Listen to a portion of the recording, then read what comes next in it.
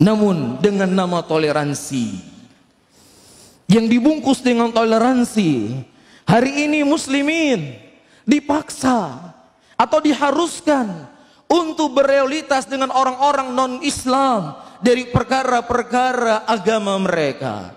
Sebagian muslimin hari ini diharuskan memakai topi Sinterklas sebagai bentuk toleransi dengan orang-orang kafir. Hari ini muslimin diajak ke gereja untuk sama-sama memperingati hari Natal. Hari ini para kiai, bahkan sebagian mereka berkhutbah di hari raya, untuk berkhutbah di malam Natal, untuk memberikan semangat bagi orang-orang Nasrani menghidupkan malam Natalnya. Saudara-saudaraku muslimin, enggak perlu mereka mengajarkan kita bagaimana cara bertoleransi. Enggak perlu orang-orang kafir mengajarkan kepada kita bagaimana bertoleransi, karena Islam ribuan tahun yang lalu telah diajarkan oleh Nabi SAW bagaimana cara mereka bertoleransi. Jangankan kepada manusia, kepada binatang saja, kepada makhluk yang tidak punya akal, Islam telah mengatur bagaimana cara kita berinteraksi dengan mereka. Rasulullah SAW menyebutkan dalam hadisnya, Innallaha kataba ala kulli syai'in fa idza qataltum fa asinu qatlah wa idza dzabhtum fa asinu dzibha wal yuhidda ahadakum syafratuhu wal yurih dzabihata. Allah telah mencatat segala sesuatunya. Kalau kau ingin membunuh, maka bunuhlah dengan cara yang baik. Kalau seandainya engkau hendak mau menyembelih seekor hewan, maka hendaknya kalian menajamkan pisau-pisau kalian agar hewan yang kalian sembelih itu bisa mati dalam keadaan tenang. Orang-orang yang hari ini mengajarkan muslimin bertoleransi, orang-orang menganggap hari ini muslimin intoleransi untuk menyembelih seekor hewan saja mereka belum becus. Dia tusuk besi dari tempat keluar kotorannya hewan sampai ke mulutnya, dalam keadaan hewan masih hidup, dibakar hidup-hidup. Kemudian kamu mengajarkan kepada kami bagaimana cara bertoleransi. Bagaimana mereka hendak menyembelih seekor sapi, diikat sapi di sebuah kayu, kemudian dibiarkan dia berguling-guling, kemudian dipukul beramai-ramai. Kamu mengajarkan kepada kami bagaimana cara bertoleransi.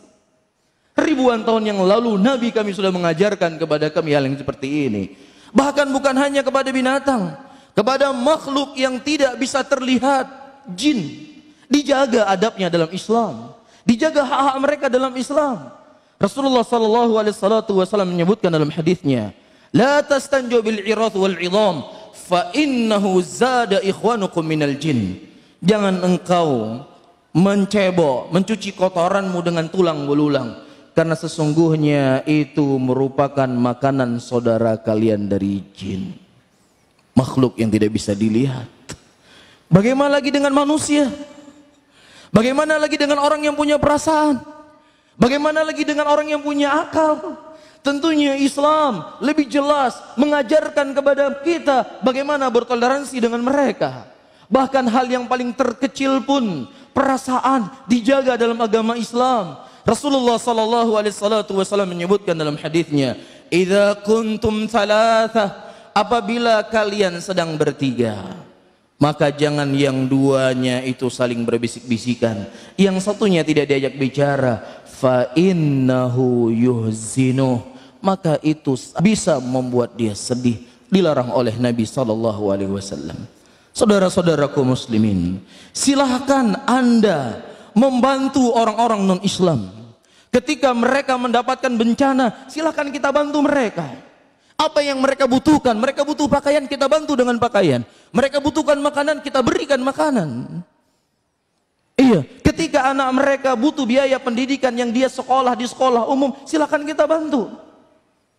Ketika itu perkaranya adalah muamalah, silahkan kita bertoleransi dengan mereka. Bahkan Rasulullah SAW dalam kondisi perang sekalipun, beliau melarang para sahabatnya untuk menghancurkan gereja. Rasulullah melarang untuk membunuh para pendeta. Rasulullah melarang untuk membunuh para biarawati. Biarkan mereka hidup, biarkan mereka berjalan dengan apa yang mereka yakini daripada agamanya. Inilah toleransi yang diajarkan oleh Islam. Tetapi ketika muslimin untuk sama-sama ikut merayakan sebagai bentuk hari rayanya mereka, disinilah kita butuh pembatas. Disinilah kita butuh sikap al-bara'ah. Media Sunnah Aceh.